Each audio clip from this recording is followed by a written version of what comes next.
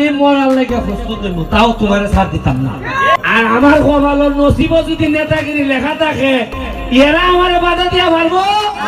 আমরা ওনাকে এত বেশি ভালোবাসি, এটা শুধু বৃষ্টি কেন, জ্বর কেন, এটা যদি এখানে জলোচ্ছ্বাসও আসে তখনও আমরা হাজার হাজার মানুষ দাঁড়িয়ে যাব এবং প্রয়োজনে রক্ত দিয়ে আমরা জীবন দিব ওনাকে। কারণ ওনার মতো মানুষ, আমি রায়হান মারা গেলে কিছু আসে যায় না, কিন্তু ওনার মতো মানুষ সোনারঘাট, মাধবপুরে এবং বাংলাদেশের জন্য বেঁচে থাকা উচিত। আপনাকে যদি বুকটা দেখাতে, বুকের ভিতরটা দেখাতে পারতাম, তাহলে বুঝতে পারতেন যে আমাদের সোনারঘাট মানুষের তথা সারা বাংলাদেশের মানুষের বুকে কি বলছে।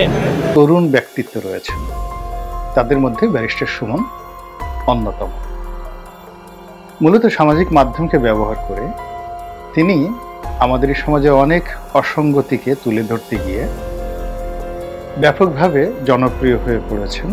একদল লোক কিন্তু ব্যারিস্টার সুমনের ফাঁসি যাচ্ছে, আর কেন ফাঁসি যাচ্ছে এটা আপনারা নিজেরাই বুঝতে পারছেন। কেননা একজনকে হারিয়ে কিন্তু তিনি আজকে এমপি বনে গিয়েছেন।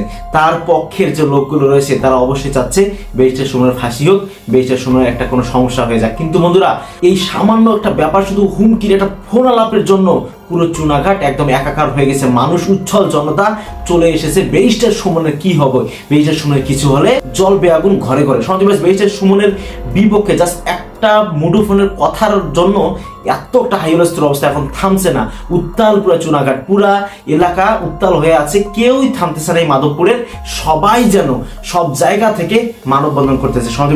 এবার হয়তো বা বাঁচার উপায় নেই। শ্রমিকরা যাদেরকে উপকার করেছিলেন ব্যারিস্টার সুমন, দিন রাত তাদের জন্য বৃষ্টিতে ভিজে রেইনকোট দিয়েছেন, তাদের খাদ্য সংস্থান সবকিছুর নিশ্চিতকরণ করেছেন ব্যারিস্টার সুমন, তারাও চলে আসছে। দেখেন, একটা মানুষের উপকার করলে যে তারা চলে আসে, এটাই তার জলযন্ত্র প্রমাণ।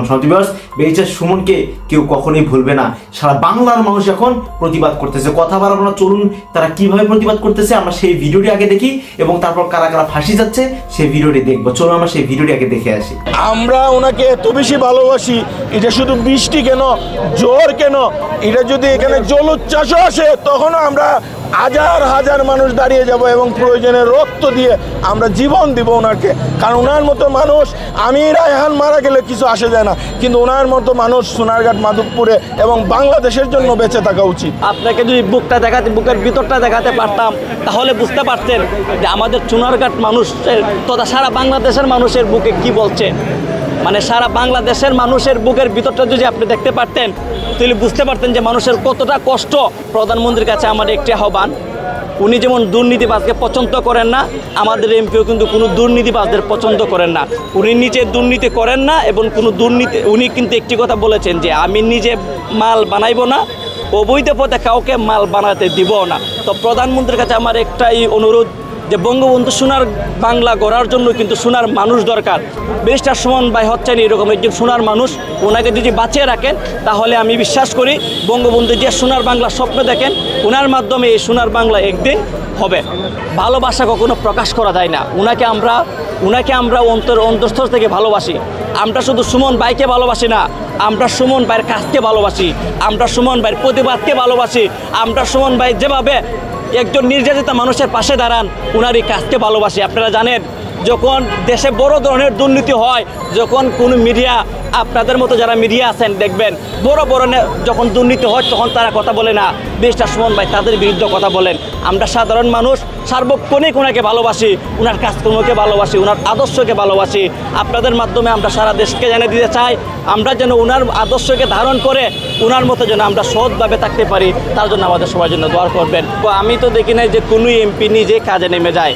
এরকম আমরা ভাগ্যবান, এরকম একজন সৎ এবং যোগ্য এমপি পেয়েছি, যিনি নিজে কাজ করে কর্মীদেরকে উৎসাহ দেন। ধরেন একজন অফিসার যদি কোনো কাজে নেমে যায়, তখন তো ওনার সহকারী তো আর কোনো সময় থেমে থাকবে না, সহকারী কিন্তু চলে যাবে।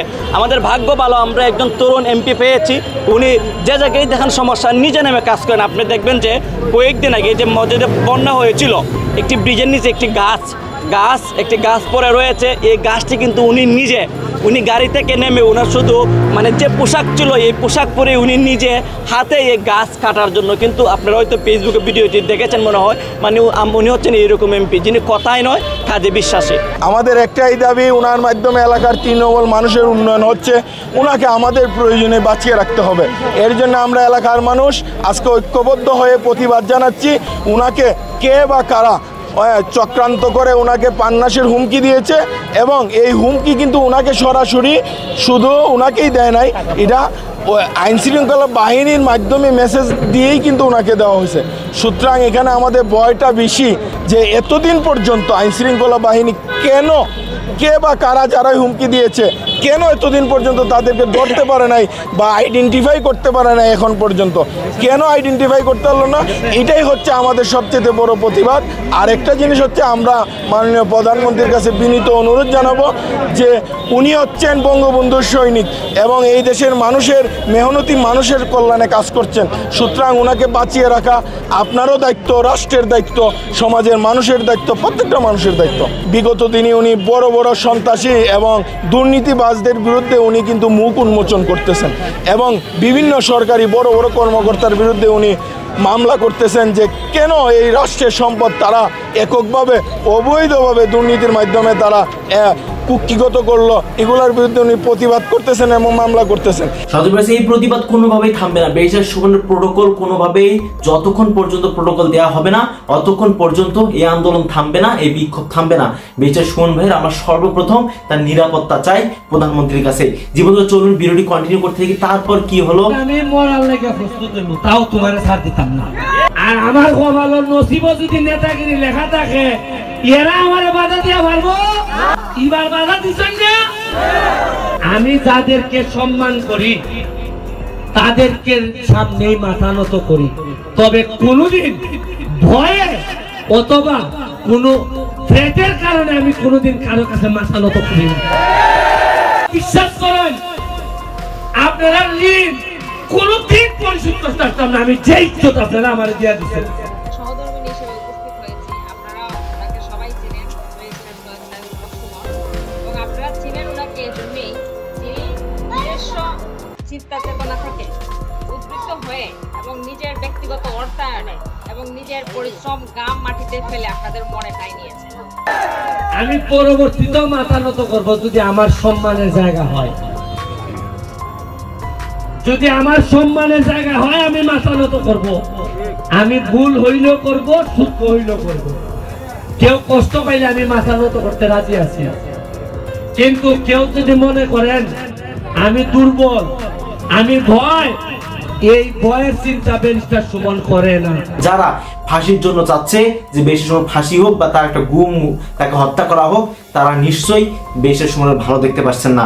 তা আপনাদের তাদের ব্যাপারে কি মন্তব্য অবশ্যই কমেন্টে জানিয়ে দেবেন। দ্বিতীয় বঙ্গবন্ধু শেখ মুজিব পাচ্ছে আমাদের বাংলাদেশ, সোনার বাংলাদেশ গড়ার ক্ষেত্রে তার বাংলার ফাটাকেষ্ট ব্যারিস্টার সুমনই যথেষ্ট, আর তাকে এরকম আরো হুমকি নিয়ে উত্থাল পুরো চুনাঘাট মাধবপুর।